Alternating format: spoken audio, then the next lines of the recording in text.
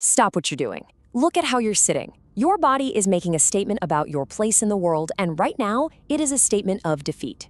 You see that physical presence of yours? It's a biological broadcast of your position in the hierarchy. It's a signal sent to every single person you interact with, and crucially, to your own nervous system. If you present yourself as defeated, people will react to you as if you are losing. You are being sized up constantly, and you are failing the test.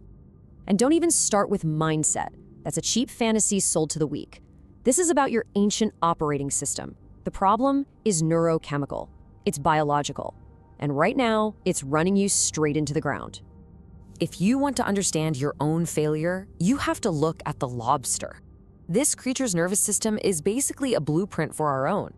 You see, hierarchies aren't some recent invention. They are an everlasting, brutal feature of the environment.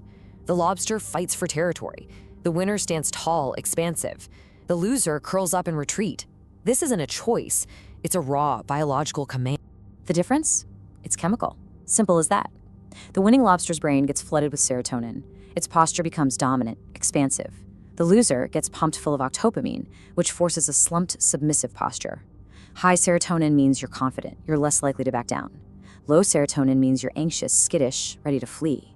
And that exact system is running in your brain as we speak. But I'm not a lobster. This is irrelevant. Irrelevant? You think this is irrelevant? The selective serotonin reuptake inhibitors, the antidepressants prescribed to millions of defeated human beings, they work on this exact same ancient pathway. Prozac can literally cheer up a lobster. Your mood, your confidence, your posture, it's all governed by the same chemical that tells a crustacean whether it's a king or a peasant. Face it, you are a lobster. And right now, you're the peasant. So you see, your neurochemistry isn't just a result of your status. It actively creates it. It traps you in a self-reinforcing vicious loop of failure. This is the Matthew effect, but applied to pure biology. To everyone who has, will more be given, but from him who has not, even what he has will be taken away. Winning chemically primes you to win again. Losing primes you for more loss. This isn't some motivational poster, it's a biological law. So here's the cycle. This is the loop that defines your existence. You face a challenge and you lose. Your serotonin plummets, your posture just collapses, broadcasting submission to everyone around you. They see the signal and they treat you accordingly, with disrespect, with dismissal. Your brain registers this treatment, reinforcing your own perception of your low status. So then you start to avoid challenges to prevent more loss, which guarantees your position at the bottom. The loop just tightens and tightens. You can't think your way out of a biological trap. It's impossible. You have to act your way out. The solution isn't psychological. It is a physical intervention, a direct hack of your primal brain. So this is a biological trap. How do you break the loop? You initiate a positive feedback loop. And listen, this isn't a suggestion, it is a command. Stand up, straight. Pull your shoulders back.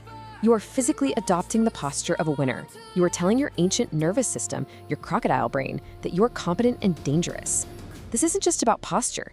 It's about voluntarily accepting the terrible responsibility of being alive with your eyes wide open. But isn't that just fake it till you make it? It feels inauthentic. Inauthentic? Don't be naive. This is a causal, physical intervention. The research on this is crystal clear. Adopting an upright posture makes it significantly easier to recall positive memories and think positive thoughts.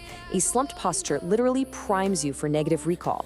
By changing your body, you are changing the cognitive and emotional information that is even accessible to you. You're not faking a feeling, you are creating the biological conditions for it to become real. There's a huge difference.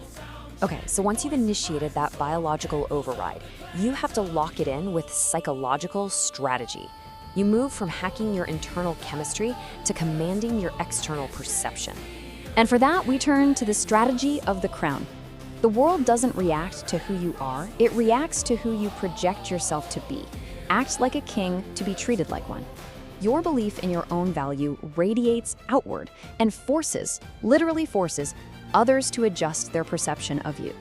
Look, it's a self-fulfilling prophecy. It's that simple. You set the standard. By carrying yourself with dignity, by refusing to appear common or vulgar, you create an aura of power. People will instinctively treat you with the respect that you project. And let's be clear, this is not about arrogance. Arrogance is loud. It's an admission of deep insecurity. This is about a quiet, unshakable confidence in your own power. Let's be absolutely clear. This strategy is not an excuse for tyranny. It is a demand for self-respect. A king respects himself first, which inspires that same sentiment in others. You are teaching the world how to treat you. Start by treating yourself as someone of value. Subscribe for clarity. No cheap motivation here.